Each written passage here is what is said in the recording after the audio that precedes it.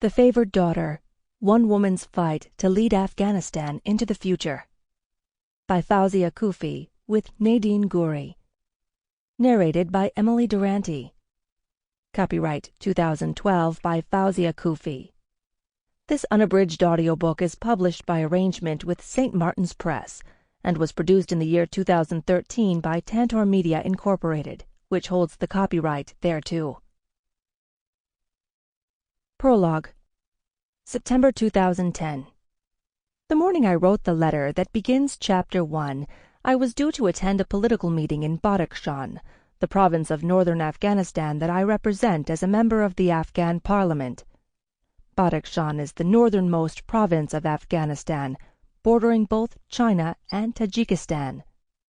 It is also one of the poorest, wildest, most remote, and culturally conservative provinces in all of Afghanistan. Badakhshan has the highest rate of maternal mortality and child mortality in the entire world, due in part to its inaccessibility and crippling poverty, but also in part to a culture that sometimes puts tradition ahead of women's health. A man will rarely seek hospital treatment for his wife unless it's clear she won't survive otherwise. With childbirth, this often means a woman may undergo 3 or 4 days of agonizing labor. By the time she reaches a hospital, often on the back of a donkey after traveling over rocky mountain tracks, it is usually too late to save both mother and child. On the day I wrote the letter, I was warned not to travel because there had been a credible threat that the Taliban planned to kill me by planting an improvised explosive device, a roadside bomb, underneath my car. The Taliban dislike women holding such powerful positions in government as I do, and they dislike my public criticisms even more. They often try to kill me. Recently, they have tried even harder than usual to murder me, threatening my home, tracking my journeys to work so they can lay a bomb as my car passes, even firing on a convoy of police vehicles that was supposed to protect me. One recent gun attack on my car lasted for 30 minutes, killing 2 policemen. I stayed inside the vehicle, not knowing if I would be alive or dead when it was over. I know the Taliban and those others who seek to silence me for speaking out against corruption and bad leadership in my country will not be happy until I am dead. But on this day, I ignored the threat. I have ignored countless similar threats because if I didn't, I could not do my job. But I felt the threat. I always feel it. That's the very nature of threat, and those who threaten know that. I awoke my eldest daughter, Shahrazad, who is 12, at 6 a.m., and told her that if I didn't come home from this trip in a few days, she was to read the letter to her 10-year-old younger sister, Shura. Shahrazad's eyes, full of questions, met mine. I placed my finger to her lips and kissed her and her sleeping sister on the forehead as I quietly left the room and closed the door. I regularly tear myself away from my children to do my work, despite knowing I might well be murdered. But my job is to represent the poorest people of my nation. That purpose, along with raising my 2 beautiful daughters, is what I live for. I could not on that day, and will not ever, let my people down. Dear Shura and Shahrazad, today I am going on political business to Faizabad and Darwaz. I hope I will come back soon and see you again, but I have to say that perhaps I will not. There have been threats to kill me on this trip. Maybe this time these people will be successful in doing that. As your mother, it causes me such bitter pain to tell you this, but please understand I would willingly sacrifice my life if it meant a peaceful Afghanistan and a better future for the children of this country. I lived this life so that you, my precious girls, will be free to live your lives and to dream all of your dreams. If I am killed and I don't see you again, I want you to remember a few things for me. First, don't forget me. Because you are young and have yet to finish all your studies and can live independently, I want you to stay with your Aunt Khadija. She loves you so much, and she will take care of you for me. You have my authority to spend all the money I have in the bank, but use it wisely and use it for your studies. Focus on your education. A girl needs an education if she is to excel in this man's world. After you graduate from 8th grade, I want you to continue your studies abroad. I want you to be familiar with universal values. The world is a big, beautiful, wonderful place, and it is yours to explore. Be brave. Don't be afraid of anything in life. All of us human beings will die one day. Maybe today is the day I will die. But if I do, please know it was for a purpose. Don't die without achieving something. Take pride in trying to help people and in trying to make our country and our world a better place. I kiss you both. I love you. Your mother. Part 1. 1. Stories of old. Even the day I was born, I was supposed to die. I have stared death in the face countless times in my 35 years, but still I'm alive. I can't explain this, other than knowing that God has a purpose for me. Perhaps his purpose for me is to govern and lead my country out of the abyss of corruption and violence. Or perhaps his purpose is simply for me to be a good mother to my daughters. I was my father's 19th child out of a total of 23, and my mother's last child. My mother was my father's second wife. When she fell pregnant with me, she was physically exhausted from the 7 children she had already given birth to.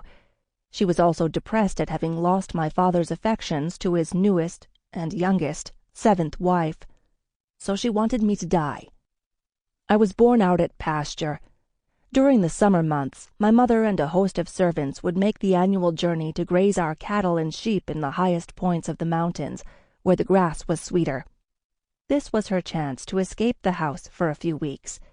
She would take charge of the entire operation, gathering enough dried fruit, nuts, rice, and oil to sustain the small party of travelers for the 3 months or so they would be away. The preparations leading up to the trip would be a source of great excitement, my mother packing and planning every last detail before a convoy on horses and donkeys set off across the higher grounds. My mother loved these trips. As she rode through the villages, her joy at being temporarily free from the shackles of home and housework and being able to breathe in the fresh mountain air were evident to all. There is a local saying that the more powerful and passionate a woman is, the nicer she looks while sitting upon a horse in her burqa. It was also said that no one ever looked more beautiful on horseback than my mother did. It was something about the way she held herself, her uprightness, her dignity. But the year I was born, 1975, she was not in a celebratory mood. 13 months earlier, she had stood at the large yellow gates of our house, a large, sprawling, mud-walled, single-story structure, and watched a wedding party descend the path that snaked down from the mountains through the center of our village. The groom was my mother's husband. My father had chosen to take a 7th wife, a girl who was just 14 years old. Each time he remarried, my mother was devastated, although my father liked to joke that with each new wife, my mother became yet more beautiful. Of all his wives, my father had loved my mother, Bibi John, literally translated, the name means beautiful deer, the most. But in my parents' mountain village culture, love and marriage very rarely meant the same thing. Marriage was for family, tradition, culture, and obedience, all of which were deemed more important than individual happiness. Love was something no one was expected to need or to feel. Love only caused trouble. People believed unquestioning duty was where happiness lay. My mother had stood on the large stone terrace safely behind the Ole's gates as the party of more than 10 men on horseback ambled its way down the hillside, my father dressed in his finest white shalwar kameez, a long tunic and trousers, brown waistcoat, and lambskin hat. Beside his white horse, with bright pink, green, and red wool tassels dangling from its decorated bridle, were a series of smaller horses carrying the bride and her female relatives, all wearing white burqas. They were accompanying the bride to her new home, which she would share with my mother and the other women who also called my father husband. My father, a short man with close-set eyes and a neatly trimmed beard, smiled graciously and shook hands with the villagers who came out to greet him and witness the spectacle. They called to each other, "Wakil Abdul Rahman is here. Wakil Abdul Rahman is home with his most beautiful new wife." His public loved him, and they expected no less. Wakil, Representative Abdul Rahman, my father, was a member of the Afghan parliament, representing the people of Badakhshan, the same people who I represent today. For as long as my family can be traced back, local politics and public service have been our tradition and our honor. Politics runs through my blood as strongly as the rivers that snake all over Badakhshan. Before my father and I became members of parliament, my father's father, Azam Shah, was a community leader and tribal elder. The Badakhshani districts of Darwaz and Koof, where my family and my last name originate, are so remote and mountainous that even today it can take up to 3 days to drive there from the provincial capital of Faizabad, and that's in good weather. In winter, the small mountain passes are completely closed. My grandfather's job was to help people with their social and practical problems, connecting them to the central government in Faizabad and working with the provincial district manager's office to provide services. He never once flew on a plane or drove a car, and the only way he could physically take issues to the government authorities in Faizabad from his home in the mountainous Darwaz district was on horseback or on donkey, a journey that often took him a week to 10 days. Of course, my grandfather wasn't the only one who traveled this way. Horseback or foot was the only way any of the villagers could connect with the bigger towns. It was how farmers could buy seed, how the sick could reach a hospital, how families separated by marriage could visit each other. Travel was only possible in the warm spring and summer months, and even then it posed great dangers. A tanga was the greatest risk of all. A tanga is a large mountain bordering the Amu Darya River. This clear green river is all that separates Afghanistan from Tajikistan on the other side. The river was as dangerous as it was beautiful. In spring, as the snow melted and the rains came, its banks swelled to bursting, creating a series of deadly fast-flowing currents. The Atanga crossing was a series of rough wooden stairs fastened to either side of the mountain for people to climb up and then down the other side. The steps were tiny, rickety, and slippery. One small trip or mistake and a person would fall straight down into the river and be swept away to certain death. Imagine returning from Faizabad, holding the goods you've just purchased, be that a 15-pound bag of rice, salt, oil, or other precious cargo that had to last your family all winter. Tired after 1 week of walking, you have to risk your life negotiating a deadly pass that had probably been the demise of many of your friends and relatives already. My grandfather could not bear to see his people killed this way year upon year, and he did all he could to force the government to build a proper road and a safer way to pass. But although richer than most people in Badakhshan, he was still just a local official living in a remote village. Although a district today, back then Koof was considered a village. In the end, traveling to Faizabad was as much as he could do. He had neither the means nor the power to travel to Kabul, where the king and central government were based. Knowing change would not come in his lifetime, my grandfather decided his youngest son would take over his campaigning role. My father was just a little boy when my grandfather began grooming him for a future in politics. Years later, after months of solid lobbying, one of my father's biggest successes in Parliament would be the realization of my grandfather's dream to get a road built over the Atanga Pass.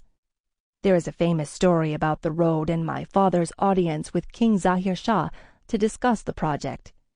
He stood in front of the king and said, "Shah Sahib, construction of this road has been planned for years, but there is no action. You and your government plan and talk, but do not keep your promises." Although the parliament at that time was made up of elected representatives, the king and his courtiers still ran the country. Direct criticism of the king was rare, and only a brave or foolhardy man would attempt it. The king took off his glasses and looked long and hard at my father before stating severely, "Wakil Sahib, you would do well to remember you are in my palace." My father panicked, thinking he had gone too far. He hurriedly left the palace, fearing that he would be arrested on the way out. But a month later, the king sent his Minister of Public Works to Badakhshan to meet my father and make plans for the construction of the road. The minister arrived, took one look at the mountain, and declared the job impossible. There was no more to be said. He would return home at once. My father nodded sagely and asked him to go for a short horse ride with him first. The man agreed, and they rode together to the top of the pass. As they dismounted, my father grabbed the man's horse and raced back down, leading it behind him, leaving the minister alone on the mountain all night long to give him a taste of what it was like for villagers who got trapped on the passes. The next morning my father returned to pick up the minister. He was furious, half bitten to death by mosquitoes, and he had lain awake all night terrified that he would be eaten by wild dogs or wolves. But now he had a clear understanding of how harsh life was for the local people. He agreed to bring engineers and dynamite so the pass could be created. My father's pass at Atanga is still there, and this feat of engineering has saved thousands of Badakhshani lives over the years. But long before the pass was built and my father became a member of parliament, my grandfather had appointed the little Abdul Rahman an arbab, a leader of the village. Even at the age of 12, this effectively gave him the powers of a tribal elder. He was asked to settle the villagers' land, family, and marriage disputes. Families who wanted to arrange a good match for their daughters' weddings came to him for advice on picking suitable husbands.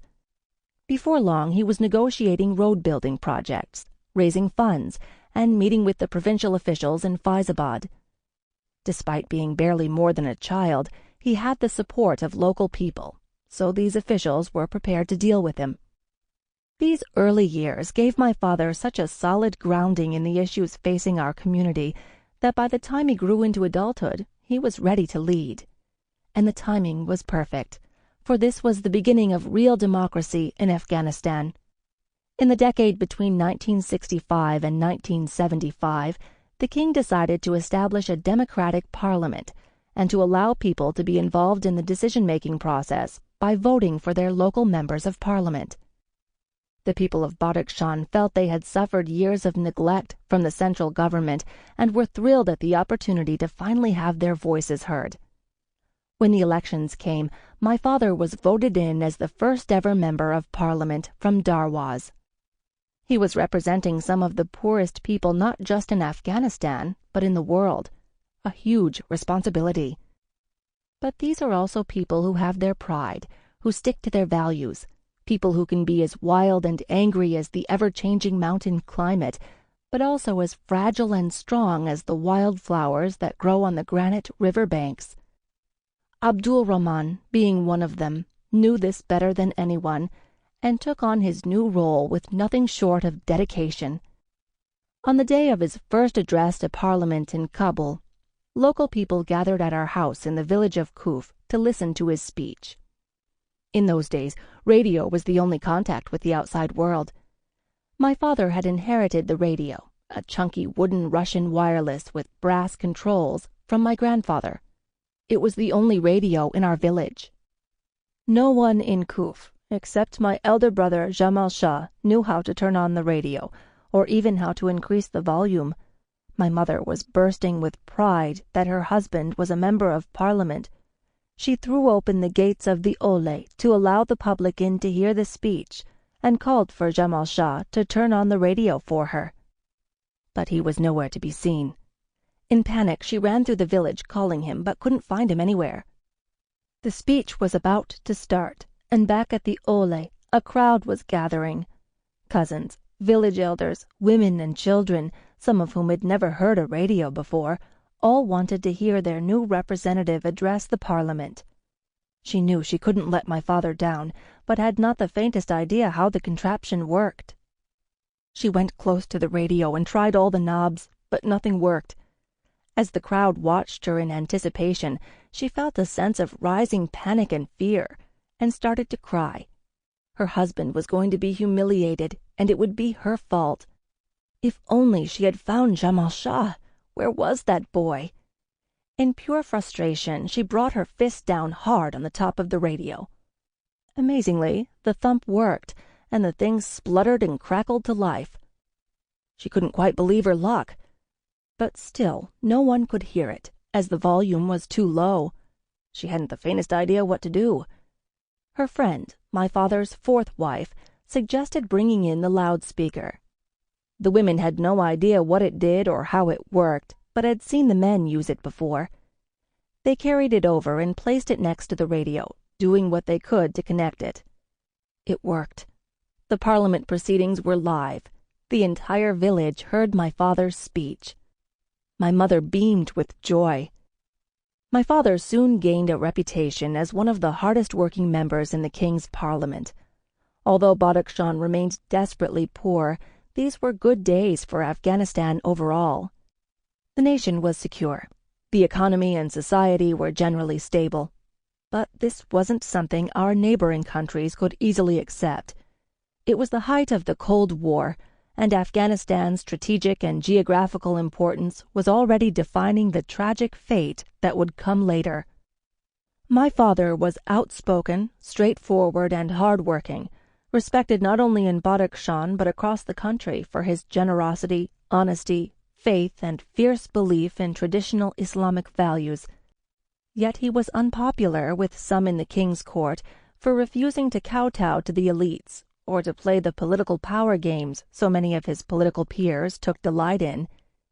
He was an old-fashioned politician, one who believed in the nobility of public service and helping the poor.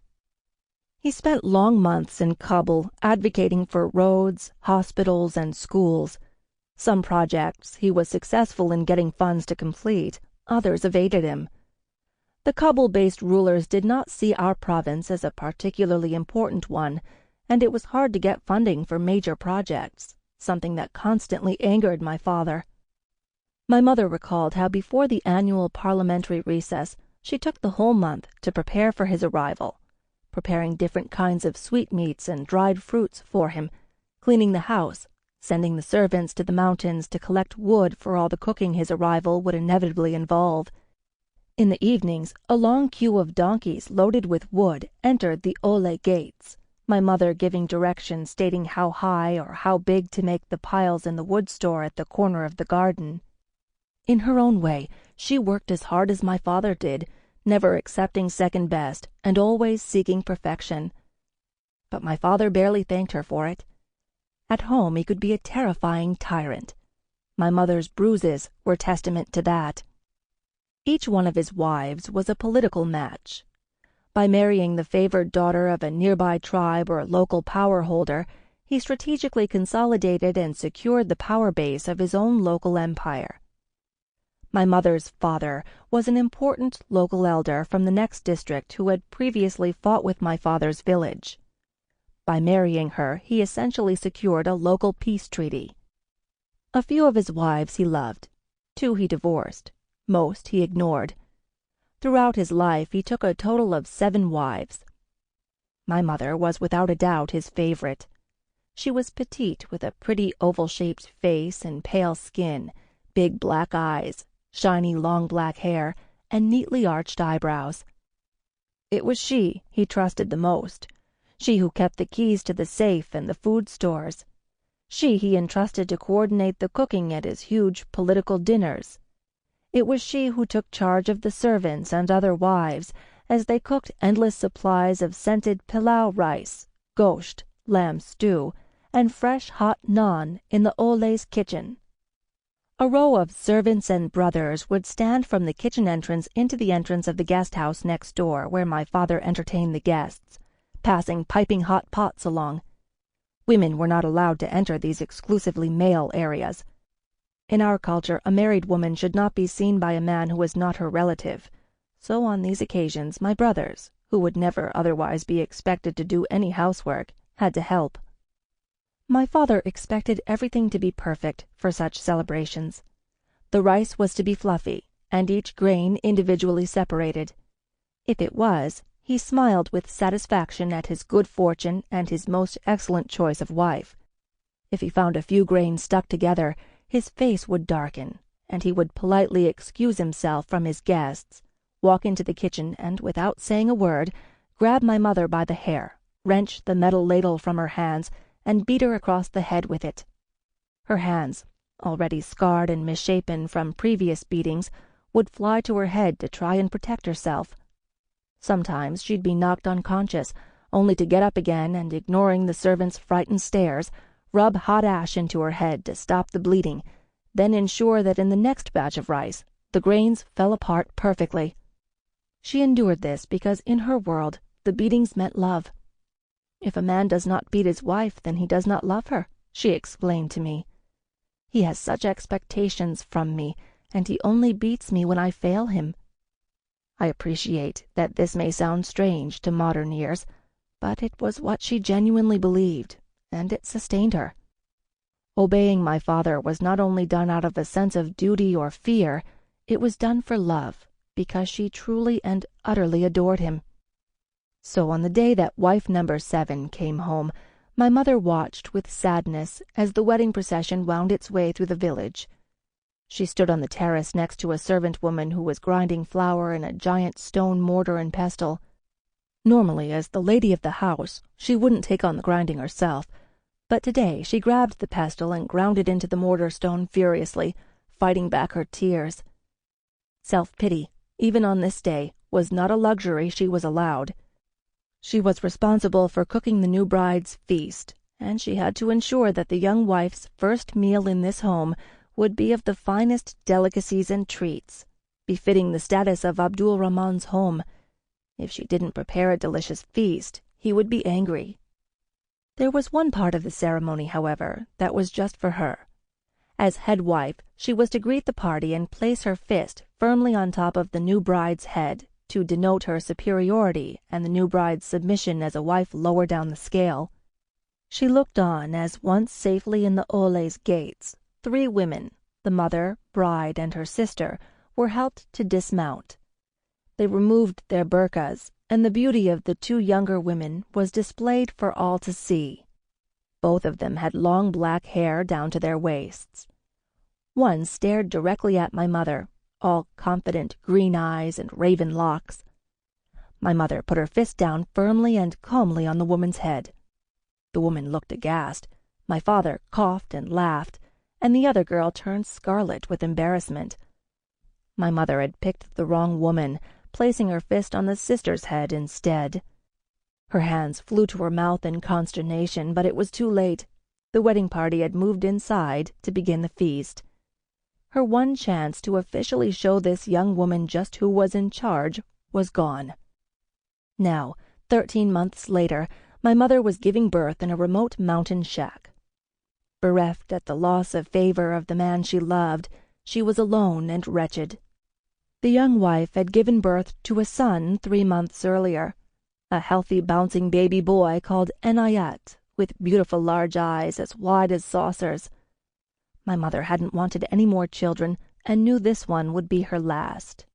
For the entire pregnancy she was sick, pale, and exhausted, her body simply giving up on bearing children. Enayat's mother, however, was glowing and even more beautiful with first pregnancy happiness, her breasts firm, her cheeks flushed. While 6 months pregnant herself, my mother helped deliver Enayat into the world.